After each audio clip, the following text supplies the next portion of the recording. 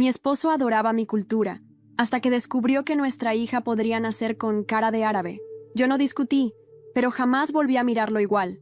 Mi esposo estaba obsesionado con mi cultura cuando empezamos a salir, pero ahora que estoy embarazada, le incomoda la idea de que nuestra hija parezca árabe y anda insistiendo en que tenga un nombre blanco, porque según él, yo ya tuve mi parte. Yo soy del Medio Oriente y mi esposo es blanco. Cuando empezamos a salir, le dejé muy claro que mi cultura era súper importante para mí, y que no sabía si lo nuestro iba a funcionar, porque probablemente me interesaría más alguien de mi misma cultura, con los mismos valores y todo eso. Y para colmo, mis papás son católicos bien estrictos, y él ni siquiera sabía cuál era su religión. Decía que quizá era cristiano, o algo así, pero no estaba seguro. Aún así, siempre decía que iba a intentarlo. Él me persiguió un buen tiempo, y en nuestra primera cita me llevó a un restaurante árabe. Súper cursi, pero lo amo. En serio se mostraba abierto a conocer mi cultura y todo lo demás. Parecía casi fascinado con todo. Mi vida era tipo Mi Gran Boda Griega, versión mexicana. Yo me moría de pena por un montón de cosas y pensaba que iba a salir corriendo, pero parecía que le encantaba todo. Nos casamos y todo iba bien. Ahora estoy embarazada, y empezamos a hablar del bebé. Algunas cosas que dijo me dejaron medio incómoda, y quiero saber si estoy exagerando o si de verdad fue raro. Yo tengo la piel clara, pelo negro y ojos marrones, pero en mi familia hay gente de ojos verdes. Mi esposo tiene el pelo castaño y ojos verdes. Cuando era bebé tenía el pelo rubio clarísimo, tipo el rubio más rubio que hay, pero se le oscureció al crecer. Estábamos bromeando sobre cómo va a ser el bebé, y le hice una broma diciendo que la bebé iba a parecerse a mí, porque los rasgos más oscuros suelen ser dominantes, y él también tiene el pelo castaño. Entonces él salió con que cuando era bebé tenía el pelo rubio, y yo le dije tipo, ok, pero mi pelo es casi negro, así que probablemente va a tener el pelo bien oscuro. Le dije que probablemente no va a tener cara de güerita. Pareció medio decepcionado con eso, porque quería que su hija tuviera ese pelito rubio tierno. Entonces le dije que estaba bien, que podía tener los ojos verdes como él, y él soltó, no, tengo casi seguro que se va a parecer a uno de ustedes. Le dije que sí, que probablemente iba a tener un aire árabe, ¿no? Pero ni sé qué quiso decir con eso. No quise arruinar el momento, así que seguí con la conversación. Y ahí él estaba medio raro, y empezamos a hablar sobre nombres para el bebé, y hasta tenía unas ideas bonitas. Nunca imaginé que una conversación trivial sobre el futuro de nuestra hija pudiera desencadenar una tormenta que cambiaría mi vida para siempre. Estábamos en la cocina de nuestro piso en Lavapiés, Madrid, una tarde cualquiera. Yo, con una taza de té de menta en las manos, y él, hojeando una revista de decoración infantil. ¿Has pensado en algún nombre para la niña?, me preguntó, sin levantar la vista. Sí, he estado considerando Amira. Es un nombre árabe que significa princesa. Me recuerda a mi abuela, una mujer fuerte y sabia. Él frunció el ceño. ¿No crees que sería mejor un nombre más español? Algo como Lucía o Sofía. Son bonitos y comunes aquí. Sentí una punzada en el corazón. ¿Por qué quería borrar una parte de mí en nuestra hija? Quiero que nuestra hija conozca y se sienta orgullosa de sus raíces, respondí con firmeza. Él suspiró. Entiendo, pero no quiero que tenga problemas en el colegio o que la gente la mire raro por su nombre. Esa noche, mientras intentaba dormir, sus palabras resonaban en mi mente. ¿Desde cuándo le importaba tanto la opinión de los demás? ¿No fue él quien me llevó a aquel restaurante marroquí en nuestra primera cita? ¿Fascinado por mi cultura? Al día siguiente, decidí hablar con mis padres. Mi madre, siempre comprensiva, me escuchó atentamente. Hija, tu cultura es una parte esencial de ti. No dejes que nadie te haga sentir que debes esconderla. Su apoyo me dio fuerzas. Decidí que nuestra hija llevaría un nombre que reflejara nuestras raíces, pero sabía que esta decisión no sería fácil de aceptar para mi marido. Esa noche, durante la cena, le dije, he decidido que nuestra hija se llamará Amira. Él dejó caer el tenedor. ¿Estás segura? Ya hablamos de esto. No quiero que tenga problemas por un nombre extranjero. Es mi decisión final.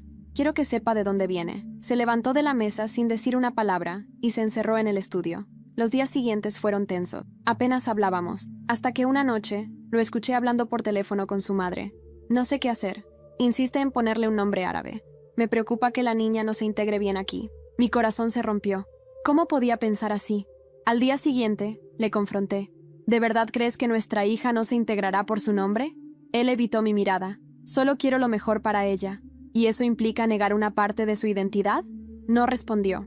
Esa noche, tomé una decisión. Si él no podía aceptar nuestra cultura, tendría que hacerlo sola. Después de esa conversación, algo se rompió entre nosotros. No fue un grito ni una pelea, fue peor. Fue ese silencio denso, ese modo de caminar por la casa como si fuésemos desconocidos. Dormíamos en la misma cama, pero ya no compartíamos ni el sueño. Una tarde, mientras organizaba unas cosas en el trastero, encontré una caja con documentos viejos. Entre ellos, había una carpeta con fotos y cartas de mi abuela paterna, Yasmina. Nunca había escuchado mucho sobre ella. Mi padre siempre esquivaba el tema. Decía que era una mujer complicada. Pero al leer sus cartas, descubrí otra historia. Una mujer valiente, que defendía los derechos de las mujeres en su pueblo de origen, en Tánger, y que fue repudiada por su familia por no aceptar un matrimonio arreglado. Esa noche, me senté frente al ordenador y empecé a escribir sobre ella. No podía permitir que su historia desapareciera. En ese momento supe, mi hija iba a crecer conociendo a Yasmina, conociendo a todas las mujeres que vinieron antes de ella. Le conté a Samuel, así se llama mi marido, sobre lo que había descubierto. Me miró con cierta indiferencia. Eso fue hace décadas. No entiendo por qué te afecta tanto ahora. Porque es mi historia. Y ahora es la historia de nuestra hija también. Tú siempre con tus dramas. No todo tiene que ser un manifiesto político. Me levanté de la mesa sin decir una palabra. No había forma de que entendiera. Él no quería una familia. Quería una imagen. Una postal perfecta. Y yo era una nota discordante en su sinfonía blanca.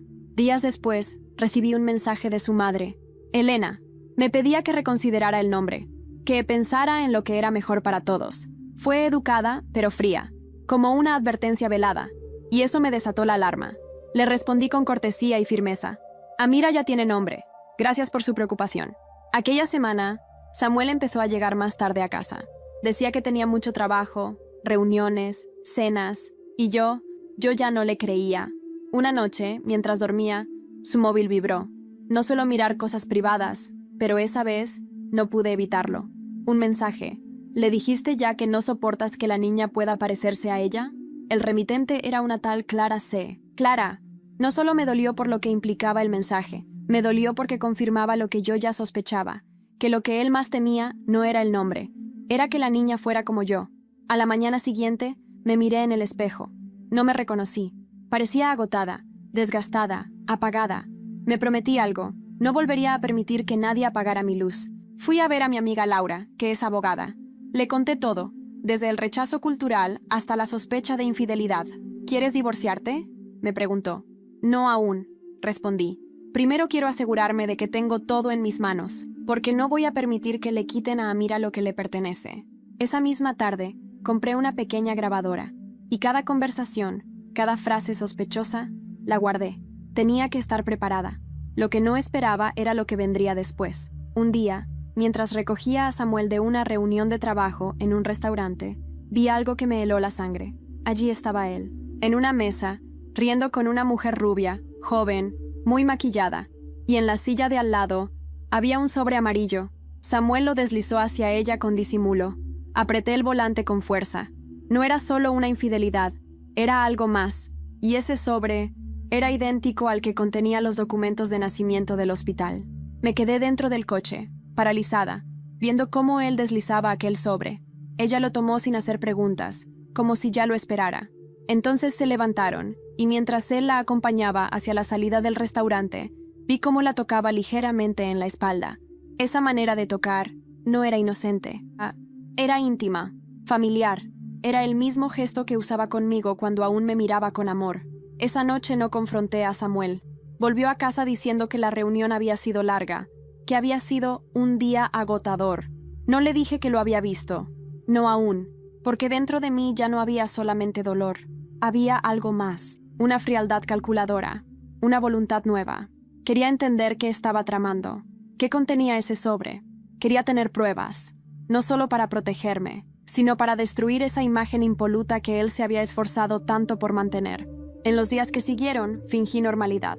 Cociné, sonreí, incluso bromé. Pero por dentro, cada noche, revisaba los movimientos de sus cuentas, buscaba pistas, reconstruía cada una de nuestras últimas semanas. Hablé con Laura, mi amiga abogada. ¿Y si está preparando un proceso para quitarte la custodia?, sugirió ella. No puede, respondí. No tiene motivos. ¿Y si los inventa? Y entonces lo entendí todo. Él estaba construyendo una narrativa. Desde hace tiempo venía diciéndome cosas como: Te noto emocionalmente inestable. Estás muy sensible. ¿No será el embarazo que te está afectando? Comentarios que antes ignoraba, ahora cobraban otro sentido. Me quería pintar como la madre histérica, inestable, radical. Una amenaza para la hija que aún no había nacido. Así que tomé una decisión. Fui a ver a la ONG Voces del Legado, una organización que trabaja con mujeres migrantes y defensa cultural. Les conté mi historia. Les hablé de mi abuela Yasmina, del nombre de mi hija, de la forma sutil en que me estaban apagando. Tienes que contar esto, me dijo una de las fundadoras. No solo por ti, por todas. Y así nació la idea del documental. Una historia entrelazada de mujeres árabes en España, que luchan por mantener su cultura sin ser criminalizadas por ello. Iba a incluir cartas, entrevistas y sí, mi propia historia como hilo conductor. Mientras tanto, empecé a grabar todo en casa. Usaba mi móvil escondido. Las discusiones, los comentarios pasivo-agresivos, las llamadas sospechosas. Una noche, capté una joya. Mamá, te juro que si esta niña nace con ese pelo negro horrible, me muero. No quiero que la gente diga, ¡ay, qué morenita!, como si fuera un cumplido. Mi piel se erizó. Esa voz no era solo racismo, era odio, desprecio, y venía del hombre que decía amarme. Volví a ver las imágenes del restaurante. Busqué en redes sociales, encontré a Clara C. No era una amiga, no era una compañera de trabajo, era una abogada de familia, especialista en casos de custodia. Samuel no estaba solo engañándome, estaba organizando una estrategia legal contra mí. Me dolía tanto que no podía llorar, solo sentía frío. Y entonces recibí un mensaje que lo cambiaría todo. Un número desconocido me escribió por WhatsApp. Sé lo que tu marido está planeando. Necesitamos hablar. No es la primera vez que lo hace. No soy tu enemiga. Me quedé mirando la pantalla. El mensaje venía con una foto adjunta. Era Samuel, pero no conmigo. Era otra mujer. Y otra niña en brazos. Y la niña también se llamaba Amira. Me temblaban las manos. Literalmente. No podía dejar de mirar aquella foto. Era Samuel, con una mujer de cabello castaño claro y ojos enormes, sonriendo, abrazándola desde atrás. En sus brazos, una niña pequeña, de unos 3 años tal vez, con rizos oscuros y un lazo blanco en el pelo. Y el pie de foto me fulminó. Amira, papá siempre estará contigo. Sentí que me arrancaban el alma. Me encerré en el baño. Me miré en el espejo. Quería encontrar una señal de que esto era una pesadilla, de que algo no encajaba, de que estaba malinterpretando todo. Pero no. Esa era la cara de una mujer traicionada hasta los huesos. Y no por una aventura. No por una mentira común. Era mucho peor. Llamé al número. Me respondió una voz temblorosa. Hola, me llamo Leire. No sé cómo decirte esto, pero Samuel también me engañó a mí. Hasta hace poco, yo no sabía que estaba casado. Él me dijo que tenía una expareja problemática, que estaba embarazada y quería manipularlo para quedarse con todo. Tragué saliva. ¿Cuánto tiempo estuviste con él? 3 años. Tuvimos una hija. Le puso Amira porque dijo que era un nombre que sonaba bonito, que no tenía significado real. Tuve que apoyarme en el lavabo para no caerme. Me estaban arrancando la piel a tiras. ¿Y cuándo te enteraste de mí? Hace un mes. Encontré fotos vuestras. Lo confronté. Me dijo que era una relación antigua que no tenía importancia, que tú lo habías engañado. Me repitió tantas veces que eras inestable, hasta que comencé a dudar.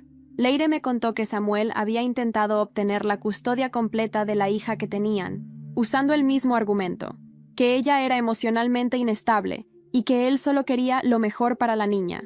Estaba repitiendo el patrón, exactamente el mismo. Y entonces lo vi claro. No era solo un traidor, era un manipulador. Un hombre que construía su reputación sobre la ruina emocional de las mujeres que amaba.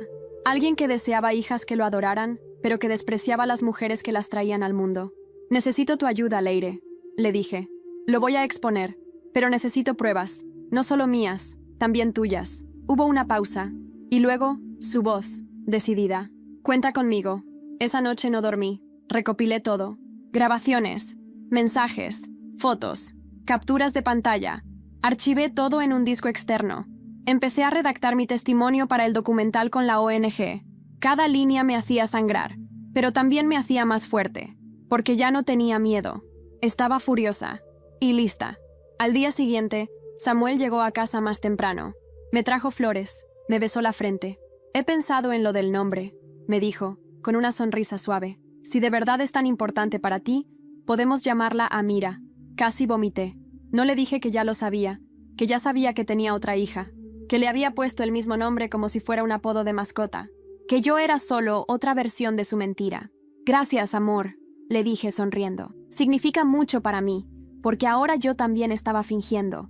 Estaba jugando a ser la esposa comprensiva, para que bajara la guardia, porque pronto, muy pronto, todo iba a estallar, y explotó más rápido de lo que imaginaba». 3 días después, recibí una carta, certificada, del Juzgado de Familia de Madrid. Samuel me estaba demandando por custodia compartida anticipada, y en el documento decía que estaba preocupado por mi estado emocional y por mis vínculos con círculos religiosos potencialmente radicales. Sentí como si la realidad se me desmoronara encima. Leí aquella carta 1, 2, 3 veces. No podía creer lo que estaba viendo. Vínculos con círculos religiosos potencialmente radicales. Esa frase era veneno. Era una daga lanzada directo al corazón de mi identidad. Y lo peor era que venía de la mano de alguien que, durante años, fingió admirar esa parte de mí. Respiré hondo. No iba a llorar. No esta vez. Fui directamente a ver a Laura, mi amiga abogada. Le entregué la carta y vi cómo sus cejas se fruncían con cada línea que leía. «Esto no es una demanda cualquiera», dijo en voz baja. «Está intentando deslegitimarte como madre. Esto es sucio, muy sucio». «Lo que me preocupa», respondí, «es que él tiene amigos, tiene dinero, tiene acceso a recursos que yo no. Tú tienes algo que él no tiene», me dijo mirándome con firmeza. «Tienes la verdad, y ahora también tienes a Leire». Laura no perdió tiempo. Comenzamos a estructurar nuestra defensa legal. Leire nos entregó capturas de correos electrónicos, mensajes de audio, incluso fotografías donde Samuel aparecía contradiciendo su propio discurso, en fiestas con copas en la mano, haciendo comentarios misóginos, incluso burlándose de los nombres raros que tenía que aceptar por culpa de las madres extranjeras. Mientras tanto, el equipo de la ONG Voces del Legado trabajaba en la edición del documental. Cada noche grabábamos testimonios. Mujeres de Siria, Marruecos, Palestina, Egipto, todas con historias como la mía. Cada palabra era un espejo roto, cada frase, una herida abierta. Y en medio de todo, yo seguía embarazada. Amira seguía creciendo dentro de mí, ajena a la guerra que se libraba a su alrededor.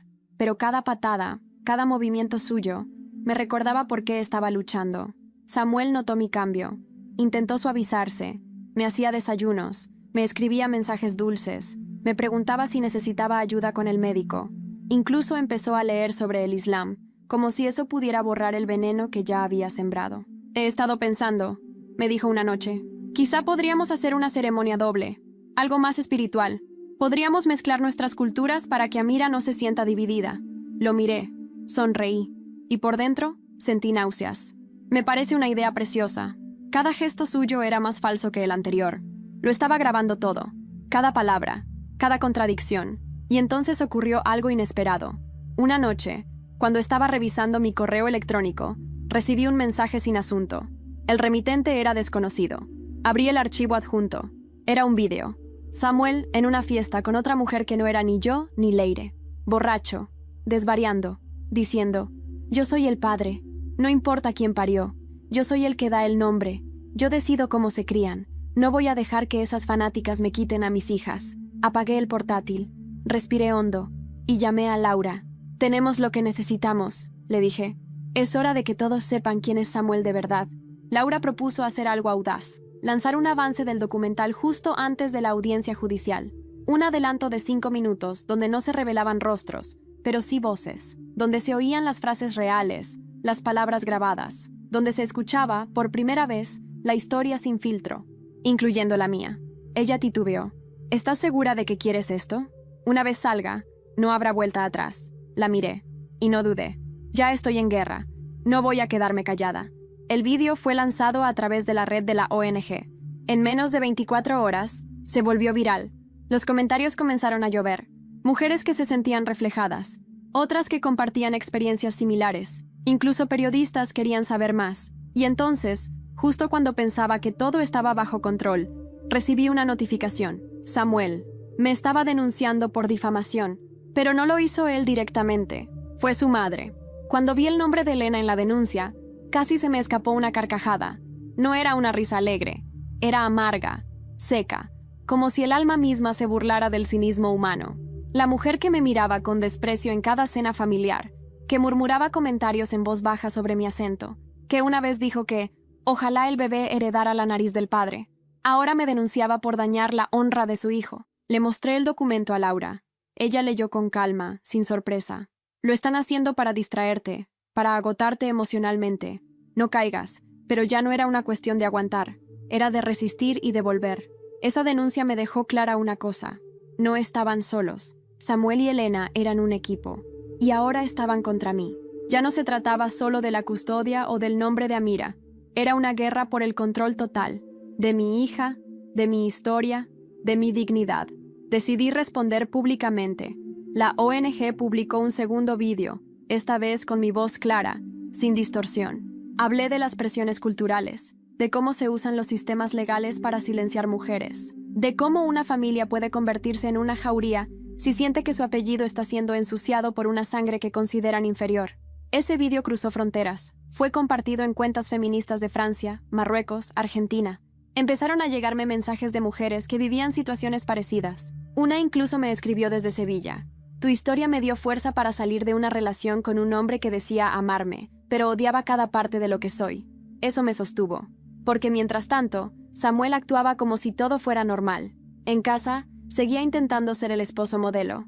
Me traía infusiones. Se ofrecía a acompañarme a las consultas, pero ya no había miedo en mí. Solo estrategia. Estaba jugando su juego, y le estaba ganando.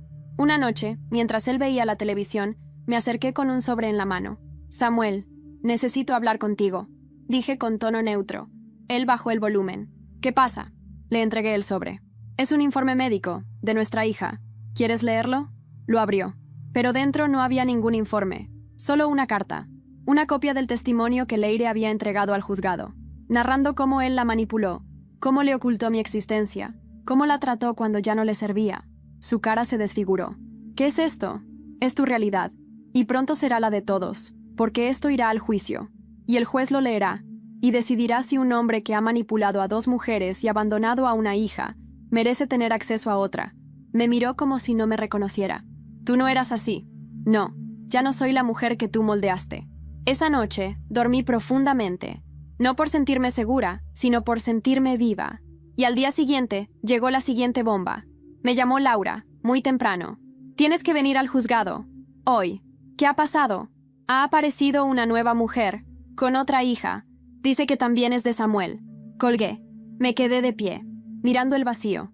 Samuel no era solo un manipulador, era un depredador emocional. Y al parecer, un padre en serie. Me senté. Toqué mi vientre, y por primera vez, hablé con Amira en voz alta. No voy a permitir que formes parte de este ciclo. Te lo juro. Cuando llegué al juzgado, el aire estaba denso. Era uno de esos días nublados de Madrid donde el cielo parece tan bajo que amenaza con aplastarte. Laura ya me esperaba en la entrada. Su rostro no mostraba sorpresa, solo esa tensión contenida que reconocí como señal de algo grave. La mujer se llama Nuria. Vino con una niña de 5 años. Tiene pruebas, testigos, todo. Entramos. Allí estaba. Una mujer delgada, de cabello rizado y oscuro, con las manos aferradas a una pequeña de mirada seria. Al vernos, bajó la vista. No por vergüenza, sino por agotamiento. ¿Tú también?, me atreví a decir. Ella levantó la cabeza. Sus ojos enrojecidos se encontraron con los míos. Yo también. Nos sentamos en la misma mesa. No hablamos más. No hacía falta. Había una especie de entendimiento profundo entre nosotras. Habíamos amado al mismo hombre. Habíamos sido devoradas por el mismo monstruo. Cuando Samuel entró en la sala, su cara fue una obra de arte en destrucción. Nos vio a todas. A mí, a Nuria, a Leire, que había llegado también.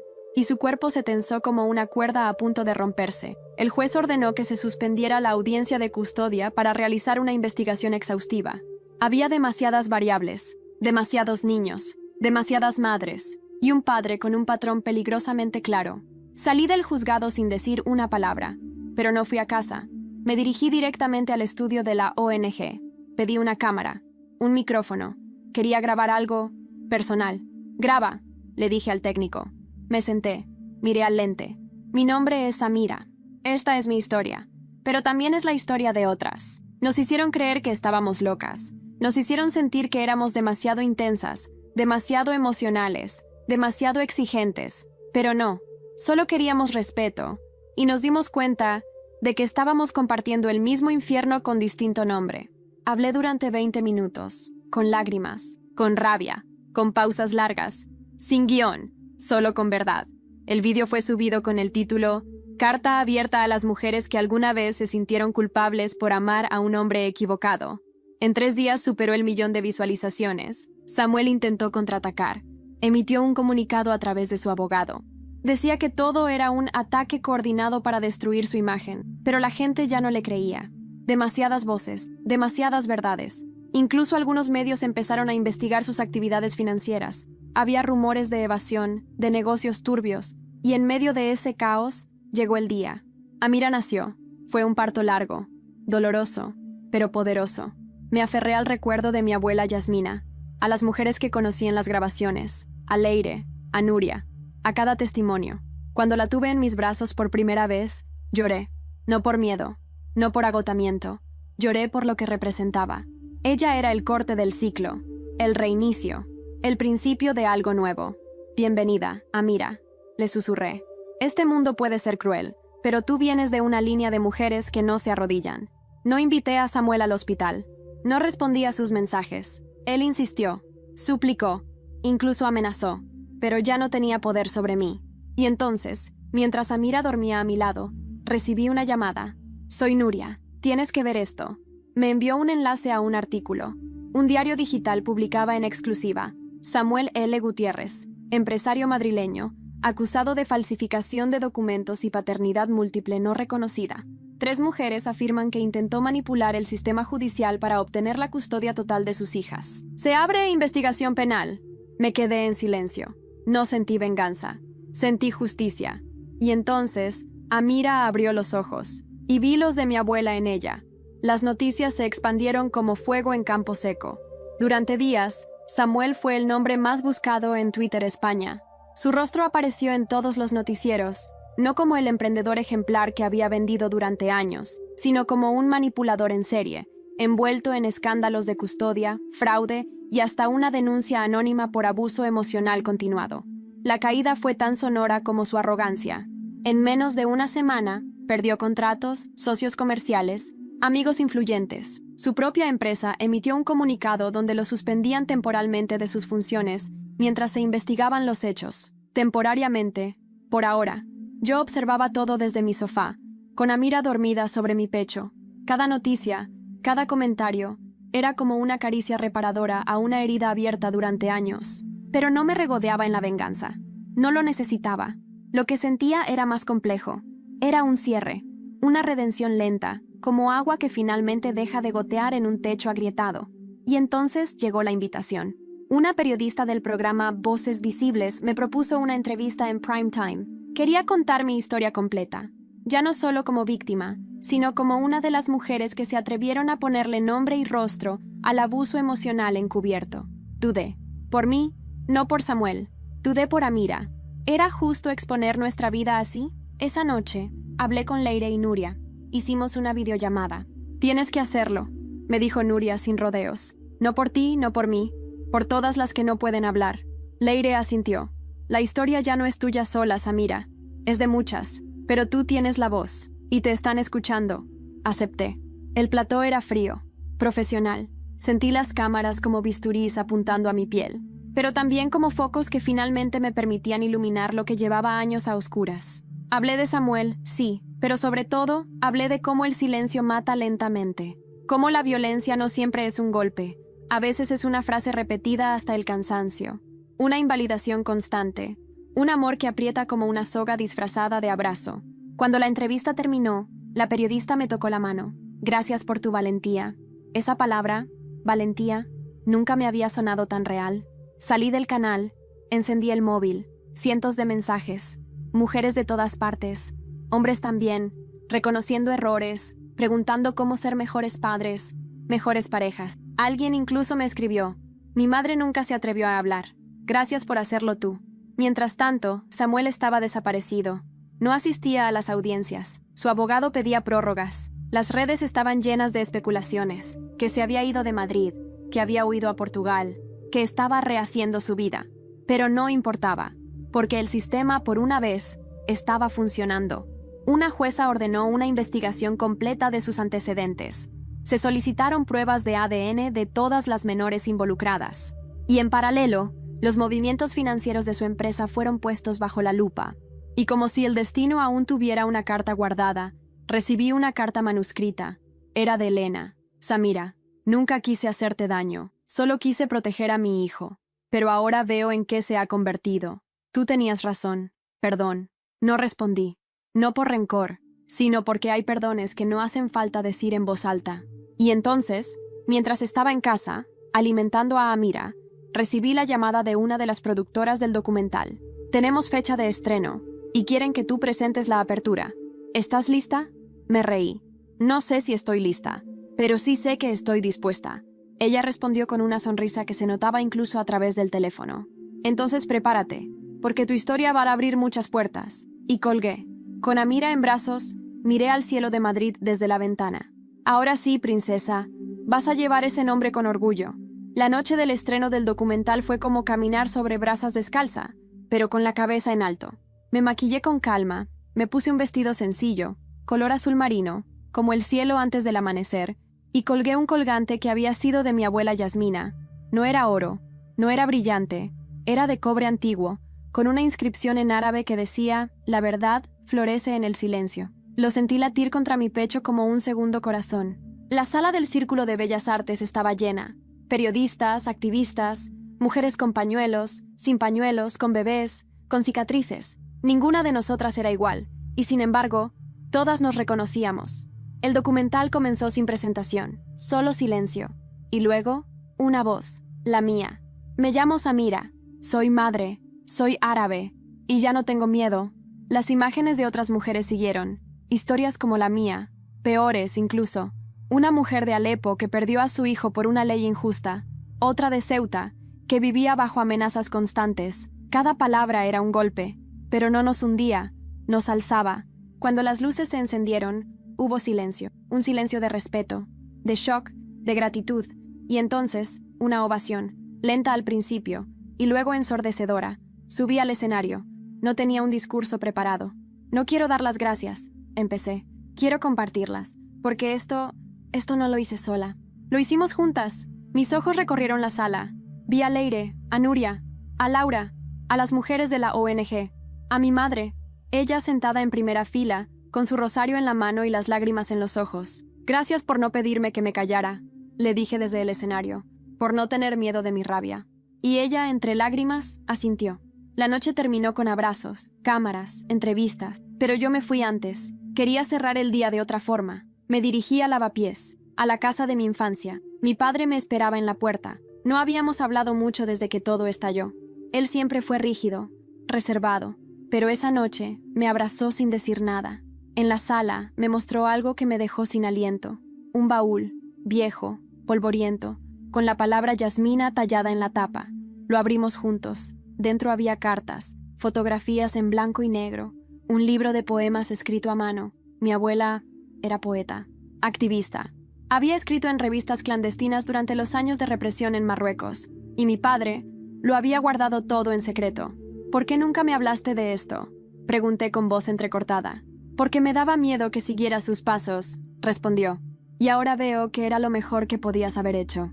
Nos quedamos ahí, leyendo cartas antiguas. Una hablaba de un sueño que mi abuela tuvo, que su nieta crecería en Europa, libre, sin miedo de decir su nombre. Soy yo, susurré, soy esa nieta. Volví a casa esa noche con el alma plena, como si todas las piezas finalmente hubieran encajado. Puse a Amira en su cuna. Me acosté a su lado, y entonces mi móvil vibró. Un correo nuevo, del juzgado. Asunto: resolución del caso de custodia. Samuel L. Gutiérrez. Abrí el archivo, lo leí, y me quedé sin aliento. El documento tenía una sola página. Ni siquiera necesitó muchas palabras, solo hechos, fríos, ordenados y demoledores. El tribunal denegaba a Samuel cualquier posibilidad de custodia. No habría régimen compartido, ni visitas, ni siquiera derechos parciales.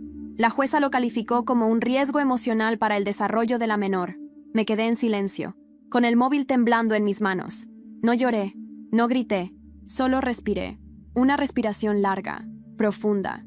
Era como si todo el aire que me había faltado durante años finalmente encontrara su camino de regreso. Apagué el móvil. Caminé hasta la cuna. Amira dormía plácida, con una de sus pequeñas manos sobre el peluche de tela que le había hecho mi madre. Me incliné, la besé en la frente y le susurré: «Eres libre». Y yo también. Los días siguientes fueron extraños, calmados, silenciosos, como si Madrid se hubiera tomado un respiro. No volví a saber de Samuel directamente, pero, como era de esperar, las noticias no cesaban. El destino de Samuel fue cruel en su precisión. Una investigación fiscal reveló años de evasión de impuestos, fondos desviados a cuentas en Portugal y Luxemburgo. Su empresa se declaró en quiebra.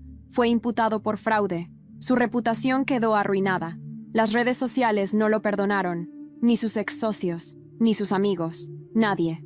Lo último que supe fue que se había ido a vivir con un primo en un pueblo del norte, para escapar del odio mediático. En realidad, se escondía de sí mismo, porque por primera vez no podía controlar el relato. Leire, la madre de la primera Amira, se volvió una figura visible en la lucha por la reforma judicial en casos de custodia. Fundó una asociación que ayuda a madres a reconocer y resistir el abuso psicológico encubierto. Recibió apoyo de ONGs internacionales. La última vez que hablamos, me dijo: «Ahora mi hija sabe que su madre no se rindió, y eso vale más que cualquier otra cosa». Nuria volvió a Valencia, donde reconstruyó su vida cerca del mar. Encontró trabajo en una biblioteca y comenzó a escribir un libro con las cartas que nunca pudo enviarle a Samuel. Me envió una copia del borrador. El título: «Nunca fui loca, solo estuve silenciada». Laura, mi amiga abogada, se convirtió en una especie de leyenda en los círculos feministas legales. Recibió un reconocimiento nacional por su trabajo en casos de violencia emocional estructural. Y aún me llama una vez por semana, solo para preguntarme: «¿Cómo está Amira?». Elena, la madre de Samuel, desapareció del foco público tras la carta de disculpas. Dicen que se mudó a vivir con su hermana en Zaragoza. Nunca respondió mis mensajes, pero tampoco los necesitaba. Su silencio era por fin el más adecuado. Yo decidí hacer algo que nunca imaginé. Acepté una beca para estudiar cine documental en Barcelona. Amira vino conmigo, y en los pasillos de la universidad volví a sentir esa energía de empezar de nuevo, de contar más historias, no por venganza, por legado. El primer día de clase, el profesor pidió que dijéramos nuestros nombres y algo sobre nosotros. «Me llamo Samira», dije, y aprendí que hay nombres que no se pueden borrar, porque son más que sonidos, son memoria, y yo vengo de mujeres que no se callan. La clase aplaudió, pero más importante que eso, sentí que Yasmina, mi abuela, también lo hacía, desde donde estuviera. Unos meses después, Amira dijo su primera palabra. No fue mamá, ni agua, ni no, fue luz, y en ese instante supe que todo, absolutamente todo, había valido la pena, porque al final, esa es mi historia. No una historia de odio, sino una historia de reconstrucción, de mujeres que se nombran a sí mismas, aunque el mundo intente borrarlas, de madres que luchan, de hijas que brillan, y de un nombre que jamás será olvidado.